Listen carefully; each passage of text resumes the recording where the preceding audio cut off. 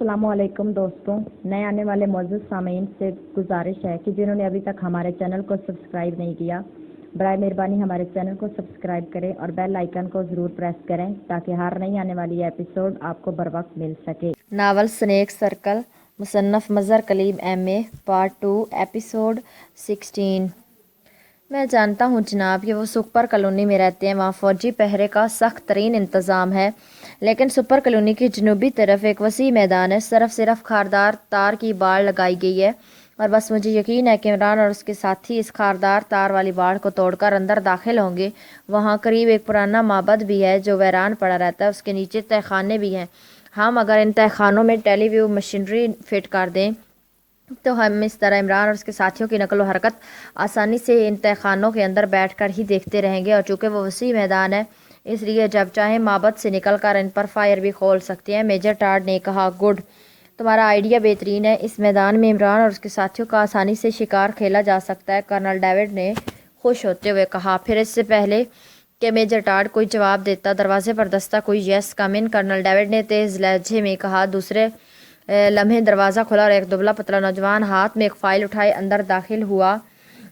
یہ ریکارڈر روم incharge Fred تھا۔ اب تمہاری ضرورت نہیں رہی فریڈ، جاؤ جا کر کام کرو، کرنل ڈیوڈ نے سخت اور تحکمانہ لہجے میں کہا۔ جس سر، فریڈ نے انتہائی مؤدبانہ لہجے میں کہا اور الٹے قدموں واپس مڑ کر کمرے سے باہر چلا گیا۔ ٹھیک ہے، تم انتظامات کرو، لیکن یہ سن لو کہ وہ عمران بہت بڑا شیطان ہے، خطرات کی بو میلوں دور سے سونگھ لیتا ہے، اس لیے پوری طرح ہوشیار رہ کر تمام انتظامات کرنا، کہیں ایسا نہ ہو کہ وہ ہمیں معبد کے تہہ خانوں میں ہی زندہ دفن کر دے۔ کرنل ڈیوڈ نے کہا، آپ بے فکر رہیں جناب، میں ایسے انتظامات کروں گا کہ انہیں معمولی سے شک بھی نہ پڑ سکے گا اور ان کی لاشیں ٹکڑوں کی صورت میں اس میدان میں پلک جھپکنے میں بکھر جائیں گی۔ میجر ٹاڈ نے جواب دیا، اوکے، جاؤ، اور جب انتظامات مکمل ہو جائیں تو مجھے اطلاع کر دینا، میں اس دوران کچھ آرام کر لینا چاہتا ہوں، کرنل ڈیوڈ نے کہا۔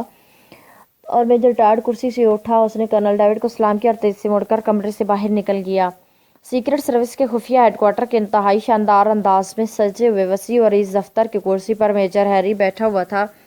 اس کے چہرے پر انتہائی مسرت کے تاثرات نمایاں تھے۔ اسے ٹام کی بجائے سیکرٹ سروس کا چیف بنا دیا گیا تھا اور اس نے بحیثیت چیف چارج بھی سنبھال لیا تھا۔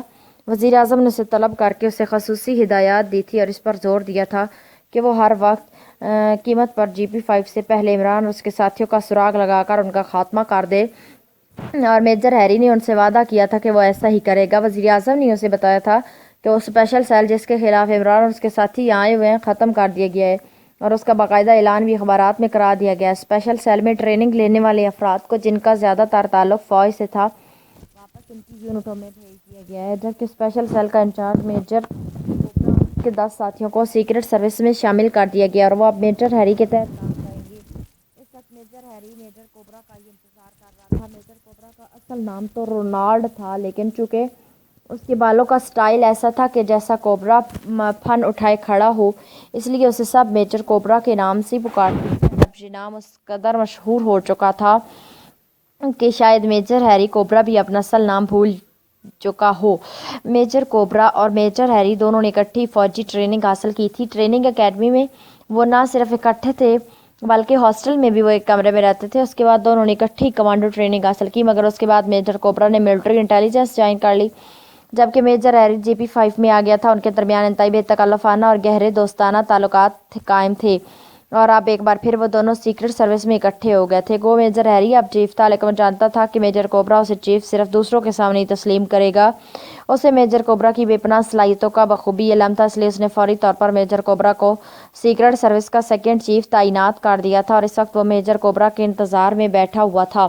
چند لمحوں بعد دروازہ ایک جھماکے سے کھلا اور دوسرے لمحے ایک لمبا تڑنگا اور مضبوط ورزشی جسم کے ساتھ ایک بھاری جبڑوں، فراخ پیشانی اور چمکدار آنکھوں والا نوجوان اندر داخل ہوا۔ اس کے سر پر موجود بال واقعی اس طرح تھے جیسے کوبرا پھن اٹھائے کھڑا ہو۔ یہ میجر کوبرا تھا۔ اس وقت وہ بڑے بڑے کھانوں والے سلیٹی رنگ کے سوٹ میں ملبوس تھا۔ آہا، واہ میرا یار ہیری اب سیکرٹ سروس کا چیف بن گیا ہے، واہ رے قسمت۔ نوجوان نے اندر داخل ہوتے ہی دونوں بازو پھیلاتے ہوئے انتہائی بے تکلفانہ لہجے میں کہا۔ کوبرا ہمیشہ میجر ہیری کو ہیری اب ہی کہتا تھا۔ شکر کرو میری وجہ سے تمہیں بھی سیکرٹ سروس کا سیکنڈ چیف بننا نصیب ہو گیا، ورنہ تم تو کوبرا کی بجائے کینچوے بن جاتے۔ میجر ہیری نے کرسی سے اٹھ کر میز کی سائڈ سے باہر آتے ہوئے کہا اور پھر وہ دونوں ایک دوسرے سے انتہائی پرجوش انداز میں بغلگیر ہو گئے۔ اچھا تو تم اب مجھ پر رعب بھی جماؤ گے؟ منہ دھو رکھو، میں تمہارے رعب میں آنے والا نہیں ہوں، میجر کوبرا نے علیحدہ ہو کر ہنستے ہوئے کہا۔ تم پر رعب جما کر میں نے موت خریدنی ہے؟ کہتے ہیں کوبرا کا ڈسا پانی نہیں مانگتا، میجر ہیری نے جواب دیا اور کوبرا بے اختیار کہہ مار کر ہنس پڑا۔ کوئی قیمتی شراب پلاؤ یار، اب تم تو بااختیار ہو۔ واہ مزہ آ گیا، کیا عہدہ ملا ہے، واقعی مزہ آ گیا، کوبرا نے چٹخارا لیتے ہوئے کہا۔ اس عہدے کے الزام میں نہ رہنا، یہ اس وقت عہدہ نہیں سلگتا ہوا بارود ہے، میجر ہیری نے مسکراتے ہوئے کہا اور اس کے ساتھ ہی اس نے انٹرکام کا ریسیور اٹھا کر سیکرٹری کو شراب کی بوتلیں لے آنے کا کہہ دیا۔ سلگتا ہوا بارود کیا مطلب؟ کیا کوئی پرابلم ہے؟ میجر ہیری نے یک لاکھ سنجیدہ ہوتے ہوئے کہا۔ ایسی ویسی پرابلم، یوں سمجھو کہ آتش فشاں ٹائپ پرابلم ہے، میجر ہیری نے سارے لاتے ہوئے کہا۔ اچھا کیا پرابلم ہے بتاؤ، تم بھی منحوس آدمی ہو، ابھی پوری طرح جشن بھی نہیں منایا کہ تم نے نحوست بھری خبریں سنانی شروع کر دی ہیں، میجر کوبرا نے منہ بناتے ہوئے کہا۔ اسی لمحے دروازہ کھلا اور ایک خوبصورت لڑکی ہاتھ میں ٹرے اٹھائے اندر داخل ہوئی۔ اس نے بڑے مؤدبانہ انداز میں ان دونوں کو سلام کیا اور ٹرے میں رکھی ہوئی 2 بوتلیں اور 2 خالی جام میز پر رکھ کر وہ واپس گئی۔ پہلے 1-2 جام پی لو تاکہ تمہارا دماغ ٹھکانے پر آ جائے، پھر بتاتا ہوں، میجر ہیری نے مسکراتے ہوئے کہا اور اپنے پیالے میں رکھی ہوئی بوتل کھول کر اس میں جام بھرنے لگا، لیکن میجر کوبرا نے جام میں شراب ڈالنے کا تکلف ہی نہ کیا تھا۔ اس نے بوتل کھولی اور منہ سے لگا کر اس وقت علیحدہ کیا جب بوتل میں موجود آدھی سے زیادہ شراب اس کے حلق سے نیچے نہ اتر گئی۔ ہاں اب بتاؤ کیا چکر ہے، کس لیے تم اس قدر پریشان ہو؟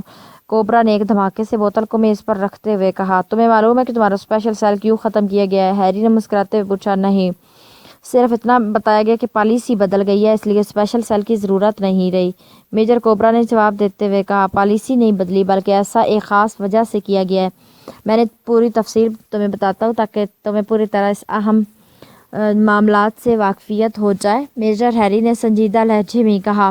پھر اس نے عمران اور اس کے ساتھیوں کو متعلق پوری تفصیل کے ساتھ ساتھ اس کی اسرائیل میں آمد سے لے کر ٹام سمیت ان سب کے غائب ہو جانے اور پھر بڑی چھاؤنی کے انچارج میجر لاک کی موت سے وزیر اعظم سے ہونے والی ملاقات تک پوری تفصیل بتا دی۔ میجر کوبرا منہ پھاڑے حیرت بھرے انداز میں یہ ساری تفصیل سن رہا تھا۔ حیرت ہے، کمال ہے، صرف چند اجنبی آدمیوں کے ایک گروپ نے اسرائیل کی پوری حکومت کو ہلا کر رکھ دیا ہے۔ حیرت ہے، میجر کوبرا نے انتہائی حیرت بھرے لہجے میں کہا۔ تم ان سے اچھی طرح واقف نہیں ہو کیونکہ تمہارا ان سے کبھی واسطہ نہیں پڑا، جبکہ میرا ان سے بہت عرصے سے واسطہ پڑ چکا ہے۔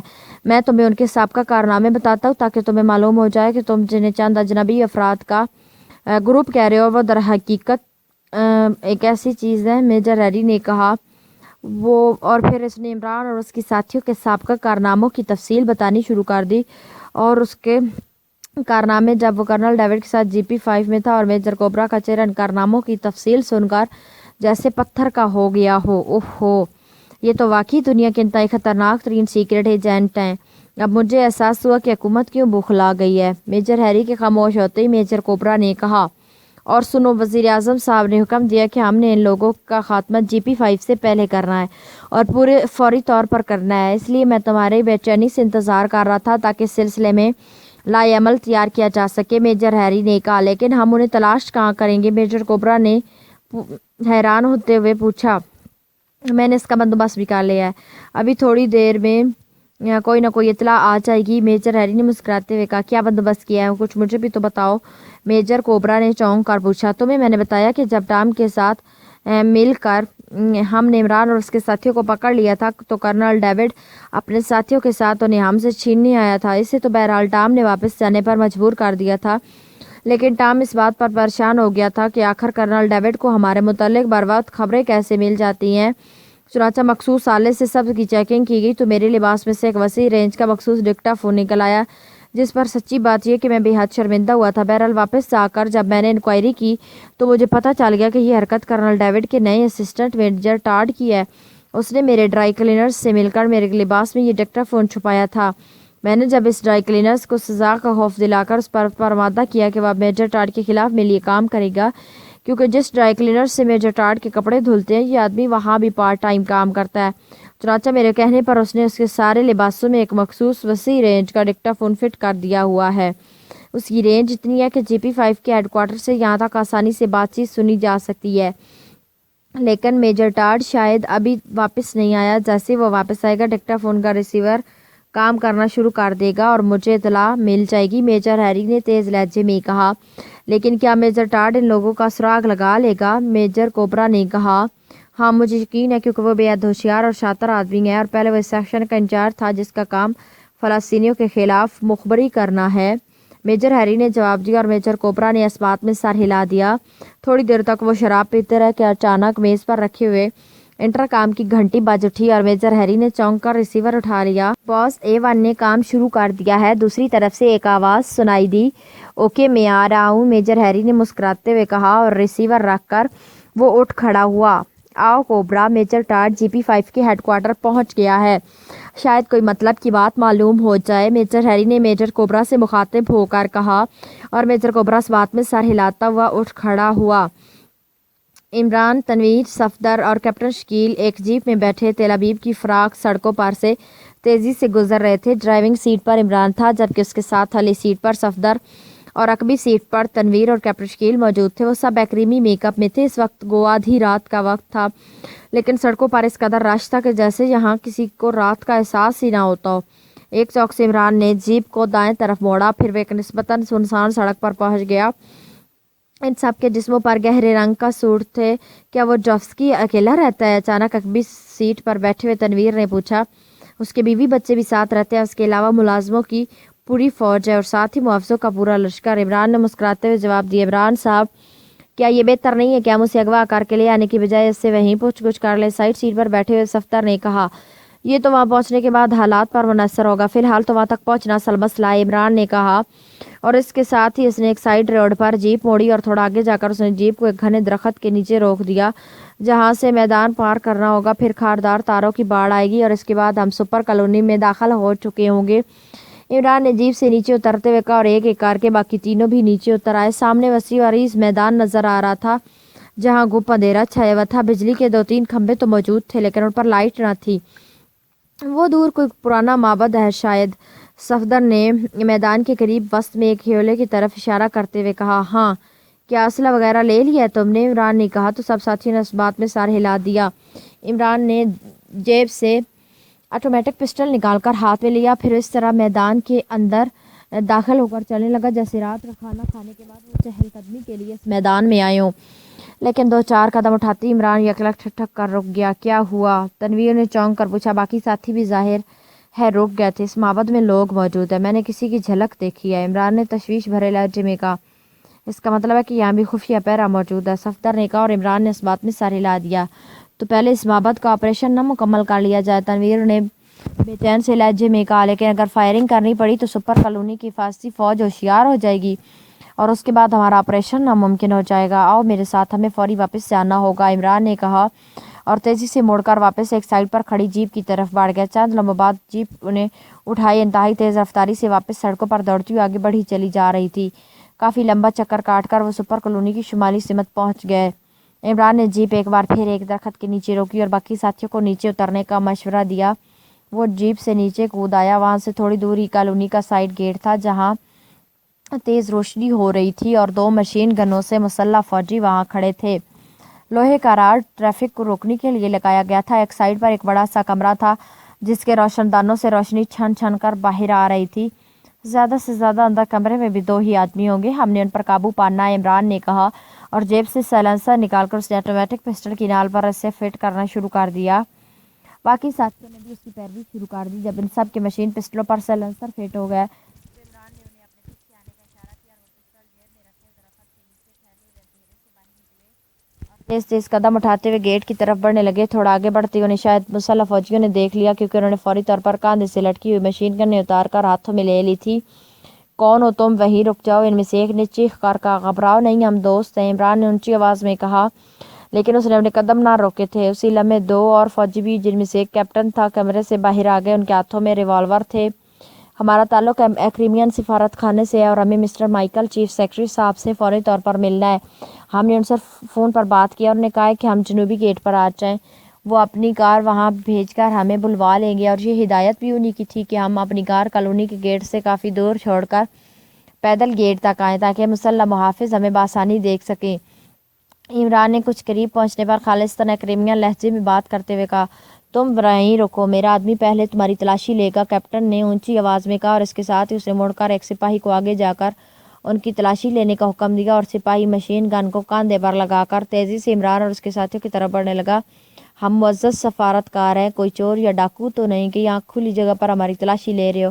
کیا یہ تلاشی کیبن میں نہیں لی جا سکتی؟ عمران نے انتہائی غصیلے لہجے میں کہا، ٹھیک ہے، آئی ایم سوری، آ جائیں۔ یہ شاید عمران کے لہجے کا اثر تھا کہ کیپٹن نے فوراً ہی اپنا پہلا حکم واپس لے لیا اور عمران اور اس کے ساتھیوں کی طرف بڑھتا ہوا سپاہی واپس مڑ گیا۔ عمران اپنے ساتھیوں سمیت تیزی سے آگے بڑھا۔ آپ کا نام کیپٹن؟ عمران نے قریب جا کر اس طرح باوقار لہجے میں کہا، کیپٹن شارلڈون۔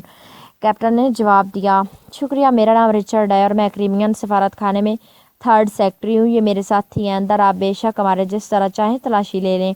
عمران نے مسکراتے ہوئے کہا، یہ ایک رسمی کارروائی ہوگی، اصل میں ہمیں انتہائی سخت احکامات ملے ہوئے ہیں، اس لیے مجبوری ہے، کیپٹن شارلڈون نے کہا، اور پھر وہ 2 سپاہیوں کے ساتھ ان چاروں کو لے کر اس کمرے میں آ گیا جسے ایک دفتر کے انداز میں سجایا گیا تھا۔ عمران نے اس دوران چیک کر لیا تھا کہ اس چوکی پر صرف وہی 4 فوجی ہیں، 3 اندر تھے اور 1 باہر۔ فرینک، میرا بٹوا باہر گر گیا ہے، دیکھو تو۔ اچانک عمران نے مڑ کر کیپٹن شکیل سے کہا اور کیپٹن شکیل خاموشی سے مڑا اور تیزی سے دروازے سے باہر نکل گیا۔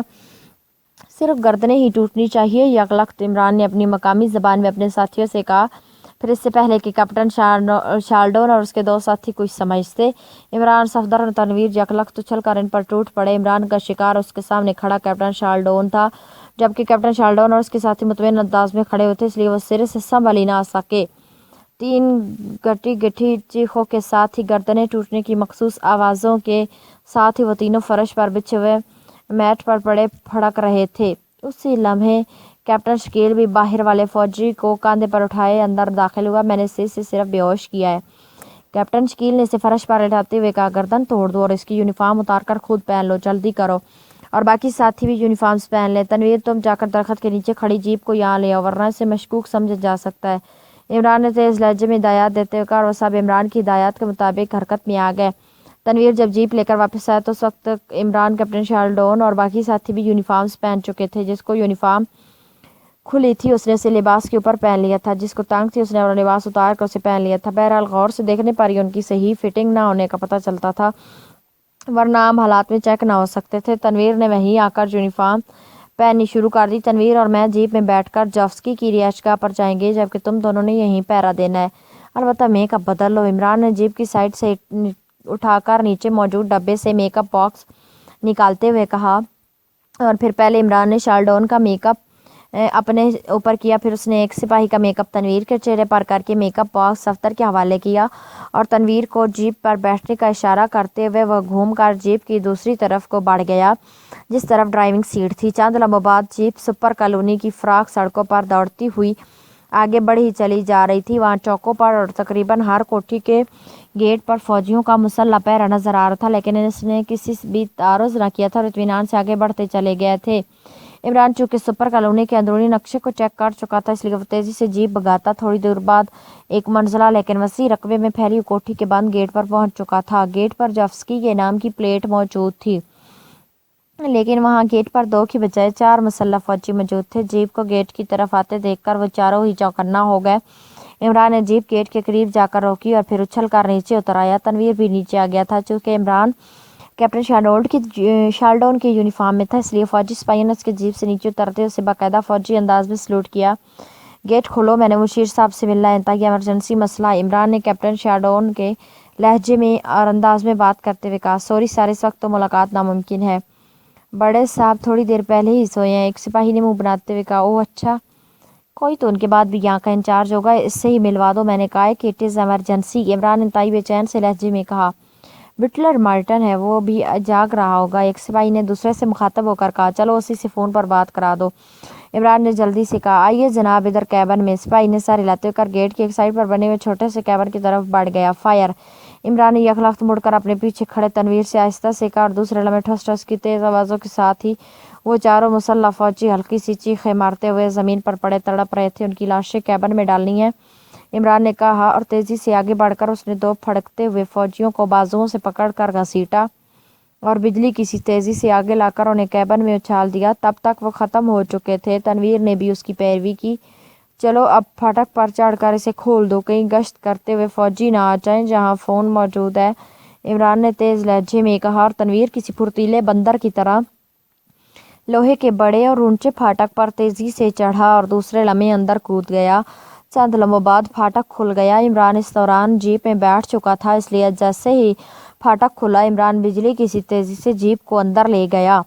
फाटक बंद करके मेन लाइट ऑफ कर दो ताकि फ़ोन दूर से नज़र ना आए, छोटी लाइटें बेशक चलती रहें, इमरान ने फाटक क्रॉस करते हुए तेज़ लहजे में कहा और जीप को पोर्च की तरफ ले गया जहां पहले ही एक बड़ी सी सफ़ेद रंग की कार मौजूद थी। जीप जैसे ही कार की साइड में जाकर रुकी, उसी लम्हे सामने बरामदे का दरवाज़ा खुला और एक उधेड़ उम्र आदमी जिसके जिस्म पर बटलर की यूनिफॉर्म थी तेज़ी से बाहर निकला। वो शायद जीप की आवाज़ सुनकर बाहर आया था। तुम बटलर हो?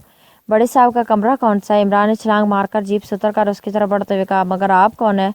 बटलर ने हैरत भरे लहजे में इमरान की तरफ देखते हुए कहा। वक्त ज़ाया मत करो, it is emergency nonsense, Imran ने उसके करीब जाकर इंतहाई दुरुस्त लहजे में कहा और साथ ही बाजू पकड़कर उसे एक झटके से अंदरूनी तरफ को मोड़ दिया। आइए, बटलर ने उसके अंदाज से शायद घबरा कर कहा और तेज़ी से साइड पर मौजूद एक राहदारी की तरफ बढ़ गया। मगर इस तरह आप कैप्टन, बगैर किसी इतला के? बटलर ने चलते हुए हैरत भरे लहजे में कहा। खामोश रहो, ये सरकारी मसला है, इमरान ने उसे आहिस्ता से झटकते हुए कहा। और बटलर ने इस तरह सारे लाया जैसे अब उसे एहसास हुआ कि वाकई सरकारी मसाइल इस तरह ही निपटाए जाते होंगे। कमरे के दरवाजे पर जाकर वो रुक गया। दरवाज़ा बंद था और उसके बाहर सुर्ख रंग का बल्ब जल रहा था। ये है बड़े साहब का बेडरूम। मगर बटलर ने मुड़कर पीछे आते हुए इमरान से मुखातब होकर कहा। उनके बच्चे और दूसरे मुलाजम? इमरान ने चौंक कर पूछा। वो तो अकबी तरफ होते हैं, सिर्फ 2 लड़कियां, उनकी बेगम तो फौत हो चुकी हैं और मुलाजम क्वार्टर में होंगे, बटलर ने जवाब देते हुए कहा। और फिर जैसे उसका फिक्रा ख़त्म हुआ, इमरान का हाथ बिजली किसी तेज़ी से हरकत में आया और बटलर चीखता हुआ वहीं राहदारी में गिरा और एक लम्हा तड़पने के बाद साकित हो गया। कानपुट्टी पर पड़ने वाली एक ही ज़रब ने उसे दुनिया माफिया से बेखबर कर दिया था। इस दौरान तनवीर भी राहदारी में नमूदार हुआ। इमरान ने हाथ उठाकर दरवाजे पर ज़ोर से दस्तक दी। वो चंद लम्हों तक मुसलसल दस्तक देता रहा। कौन है? अचानक साइड स्टोन पर लगी हुई जाली से एक चीखती हुई गुस्सैली आवाज़ सुनाई दी। बटलर मार्टन जनाब, वज़ीर आज़म साहब तशरीफ़ लाए हैं, इमरान ने जाली के करीब मुँह करके बटलर के लहजे में कहा। Prime minister? और यहाँ मेरी कोठी में? दूसरी तरफ से हैरत भरी बड़बड़ाती हुई आवाज़ सुनाई दी और चंद लम्हों बाद दरवाजे पर मौजूद जलता हुआ सुर्ख रंग का बल्ब यकलख्त बुझ गया। इसे हमने अगवा करके ले जाना है, यहाँ बातचीत का मौका नहीं है, इमरान ने सरगोशियाना लहजे में कहा और तनवीर ने इस बात में सर हिला दिया। चंद लम्हों बाद दरवाज़ा खुलने के आसार पैदा हुए और फिर एक दुबला पतला मगर लंबे कद का आदमी स्लीपिंग गाउन पहने नमूदार हुआ। इससे पहले कि वो संभलता, इमरान के साथ खड़े तनवीर ने यकलख्त उस पर छलांग लगा दी और उसे रगेदता हुआ अंदर ले गया। इस आदमी को अलग से चीख सी निकली और फिर चंद कराही सुनाई दी। मगर इमरान को मालूम था कि तनवीर का शिकार ज़्यादा देर तक जद्दोजहद ही नहीं कर सकता, इसलिए तनवीर के हमलावर होते ही वो तेज़ी से मुड़ा और वापस बरामदे की तरफ बढ़ गया ताकि अगर कोई मुदाखलत हो तो उसे बर वक्त संभाल सके। लेकिन हर तरफ खामोशी तारी थी। चंद लम्हों बाद तनवीर बेहोश जोफ्स्की को कंधे पर लादे राहदारी में पहुंचा। फिर वो रोबोटों की तरह हरकत में आ गए। तनवीर ने जोफ्स्की को जीप की अगवी सीट में लिटाया और ख़ुद वो तेज़ी से फाटक की तरफ बढ़ गया, जबकि इमरान उछलकर जीप की ड्राइविंग सीट पर बैठा और चंद लम्हों बाद जीप मुड़कर तेज़ी से फाटक की तरफ बढ़ गई। इमरान ने जीप बाहर निकाल कर रोकी तो तनवीर बड़ा फाटक बंद करके साइड फाटक से बाहर आया और उसने साइड फाटक को बाहर से बंद किया और दौड़कर वो जीप में सवार हो गया। थोड़ी देर बाद जीप सड़कों पर दौड़ती हुई वापस चौकी पर पहुंच गई। इमरान ने जब वहाँ सुकून देखा तो उसने बेख्तियार तवील सांस लिया, क्योंकि उसे सबसे ज़्यादा फिक्र सफदर और कैप्टन शकील की तरफ से थी। आ जाओ, इमरान ने जीप रोकते हुए कहा और वो दोनों तेज़ी से जीप में सवार हुए और दूसरे लम्हे जीप एक झटके से आगे बढ़ी और पूरी रफ्तार से दौड़ती हुई सड़क पर पहुंचकर मुड़ी और फिर आगे बढ़ गई। तकरीबन 2-3 मील तक वो सड़कों पर दौड़ती रही। फिर इमरान ने उसे एक साइड पर मोड़ा और तेज़ी से आगे बढ़ा लिया गया। कुछ दूर जाकर वह एक पुख्ता से मकान के गेट पर पहुंचकर रुक गए। इमरान ने मखसूस अंदाज में 3 बार हॉर्न दिया तो मकान का छोटा गेट खुला और एक फ़लस्तीनी नौजवान बाहर आया। मगर जीप में सवार फौजियों को देखकर वो बुरी तरह चौंका और तेज़ी से वापस छोटे गेट की तरफ मुड़ गया। मैं इमरान हूँ, फाटक खोलो हाशम, इमरान ने असल लहजे में कहा तो नौजवान तेज़ी से मुड़ा। फिर इसके चेहरे पर इत्मीनान के तसरात नमूदार थे। दूसरे लम्हे वो सर हिलाता हुआ मुड़कर छोटे गेट के अंदर गायब हो गया। चंद लम्हों बाद फाटक खुला और इमरान जीप अंदर ले गया। इसके साथ ही उसके अलग से बेख्तियार इत्मीनान भरा सांस निकल गया, क्योंकि अब वो मुकम्मल तौर पर महफूज हो चुके थे। کرنل ڈیوڈ اور میجر ڈارٹ دونوں ہی اس پرانے معبد کے نیچے بنے ہوئے تہہ خانوں میں موجود تھے۔ ایک طرف بیٹری سے چلنے والا ایک چھوٹا سا لیمپ جل رہا تھا جس کی مدھم سی روشنی میں وہ حوالے ہی نظر آ رہے تھے۔ تہہ خانوں کو گو صاف کر دیا گیا تھا، لیکن اب بھی اس کی حالت ایسی تھی جیسے اس میں صدیوں سے کوئی داخل نہ ہوا ہو۔ ایک طرف دیوار کے ساتھ لوہے کے سٹینڈ پر ایک مستطیل شکل کی مشین رکھی ہوئی تھی جس پر بے شمار چھوٹے چھوٹے مختلف رنگوں کے بلب جل رہے تھے۔ وہ دونوں اس مشین کے سامنے لوہے کی فولڈنگ کرسیوں پر بیٹھے ہوئے تھے۔ اس کے ساتھ مزید 4 افراد تھے جنہیں اوپر معبد کے ٹوٹے ہوئے کمروں میں چھپایا گیا تھا تاکہ کرنل ڈیوڈ کے حکم پر وہ فوری طور پر کارروائی کر سکیں، جبکہ 10 مزید افراد کو میدان کے دوسرے کونوں پر مختلف سپاٹس پر چھپا کر بٹھایا گیا تھا، لیکن ان سب کو سختی سے حکم دے دیا گیا تھا کہ جب تک کرنل ڈیوڈ ٹرانسمیٹر پر حکم نہ دے انہوں نے نہ ہی کسی صورت میں سامنے آنا ہے اور نہ ہی کوئی کارروائی کرنی ہے۔ مشین کے درمیان ایک چھوٹی سی سکرین روشن تھی۔ اس پر سپر کالونی کی سائٹ کا منظر موجود تھا جہاں سپر کالونی کی عمارتیں اور اس کے سامنے خاردار تار موجود تھی۔